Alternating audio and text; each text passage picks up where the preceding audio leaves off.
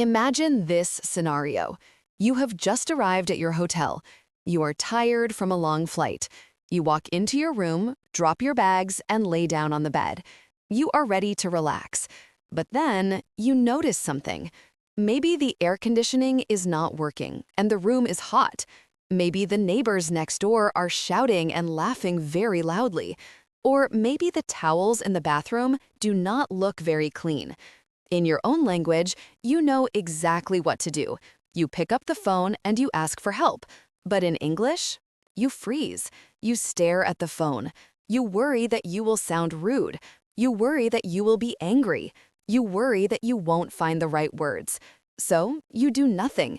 You stay in the hot, noisy room and you suffer in silence. I know that feeling very well, Sarah. I remember a trip I took a few years ago. The shower in my room was freezing cold.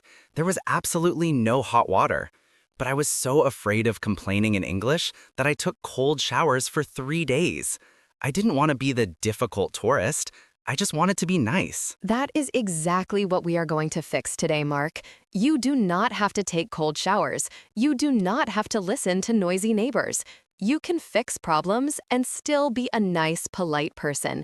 Today on Pocket English, we are going to teach you a simple 3-step method to complain politely. We call it the sandwich method. By the end of this episode, you will have a perfect script to handle any problem at a hotel without stress. Before we build our sandwich, if you want to feel more confident in every part of your daily life, make sure you subscribe to our channel. We make these lessons to help you speak natural English in just a few minutes a day. I am getting hungry just thinking about this. Sarah, tell us, what is the sandwich method? It is a way to organize your sentences so they sound soft and friendly even when you are complaining. Think about a sandwich. You have a top bun, the meat or cheese in the middle, and a bottom bun. If you just hand someone a piece of wet ham, it is messy. You need the bread to hold it together.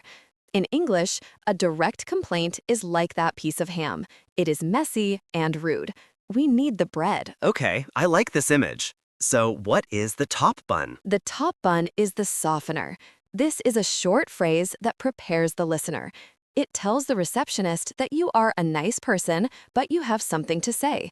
The best phrase for this is simple. Repeat after me. I'm sorry to bother you. I'm sorry to bother you. That sounds very gentle. Exactly. It shows respect. Another good top bun is, excuse me. Or you could say, hi, I have a small favor to ask. These phrases open the door gently. They stop the other person from getting defensive. Okay, so I have my top bun. I have said, I am sorry to bother you. Now I need the meat, the middle part. This is the problem, right? Yes, the meat is the problem itself. But here is the secret for A2 and B1 learners. Keep it simple. You do not need to explain the mechanics of the air conditioner. You just need to state the fact. The most useful pattern here is, the X isn't working. The TV isn't working. The shower isn't working. The key card isn't working. Perfect. That covers almost everything mechanical. But what if the problem is subjective, like the room is dirty or the room is smelly? You shouldn't say the room is disgusting. That is too strong. Instead, use the phrase, it seems a bit. It seems a bit dirty. It seems a bit noisy. Exactly. When you say it seems, you are being softer. You are suggesting the problem instead of shouting it. So, let's look at our sandwich so far. Top bun, I am sorry to bother you. Meat, but the air conditioner isn't working. That already sounds much better than just shouting, fix my AC. But we are missing the bottom bun. The sandwich is not finished. The bottom bun is the solution. This is what you want them to do.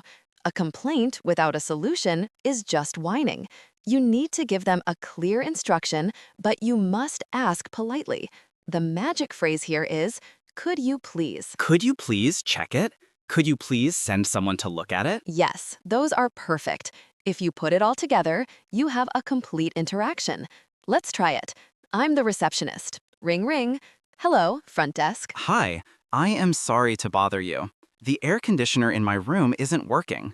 Could you please send someone to check it? Of course, sir. I will send maintenance right away. See how easy that was? You were polite, clear, and you got what you wanted. You didn't feel angry, did you? No, not at all. It felt like a normal conversation. But Sarah, what happens if the problem is bigger? What if the room is terrible and I cannot stay there? What if I want a new room? That is a great question. Sometimes you cannot fix the air conditioner. You need to move. In this case, your bottom bun, your solution request, changes. You need to ask for a change. You can say, would it be possible to move to a different room? Would it be possible to move to a different room? That is a long sentence. It is a little long, but it is very high-level politeness. It uses the conditional, would it be possible? This makes you sound like a very sophisticated traveler. Let's practice a harder scenario. Imagine you have neighbors who are having a party. It is midnight. You are angry. But remember, the receptionist is not the one making noise. Don't yell at the receptionist. Use the sandwich. Okay, let me try. Top bun. Hi, I am sorry to call so late. Meet. The guests in the room next to me are being very loud and I cannot sleep. Bottom bun. Could you please ask them to be quiet? That was perfect. You stated the facts clearly. You didn't say, I hate this hotel. You said, I cannot sleep. That is a fact. And your solution was specific. You asked the receptionist to speak to them. I think the structure really helps because I don't have to search for words when I am stressed. I just fill in the blanks. Top bun, meet, bottom bun. Exactly. When we are nervous, our grammar often disappears. Having a formula saves us. Let's look at one more common problem, the cleanliness issue. This is uncomfortable because you are telling the staff they didn't do a good job cleaning. This is where you need a very soft top bun. Okay, how about this? Hello, I just checked in. Good. Now the meat. Remember, use it seems a bit. The bathroom seems a bit dirty. There are no towels. Good. Now the bottom bun. Could you please have someone clean it again? Or even simpler, could you please send up some fresh towels? Often, asking for the object you need is easier than asking for a whole cleaning service. If you are missing towels, ask for towels. If you are missing soap, ask for soap. That makes sense. Focus on the solution, not just the problem. I want to address one more thing, Mark. Tone of voice. You can use all the right words, but if your voice sounds aggressive, the sandwich won't work. In English, politeness often comes from the melody of your voice. When you start with the top bun, keep your voice slightly higher and softer. I am sorry to bother you. I'm sorry to bother you. Yes, if you say it with a flat, low voice like, I am sorry to bother you, it sounds sarcastic. It sounds like you are not sorry at all. So smile when I say it? Yes, even on the phone. Smiling changes the shape of your mouth and makes your voice sound friendlier. The receptionist will want to help you. Remember, hotel staff deal with angry people all day long. If you use the sandwich method, you will be the nicest guest they talk to that hour.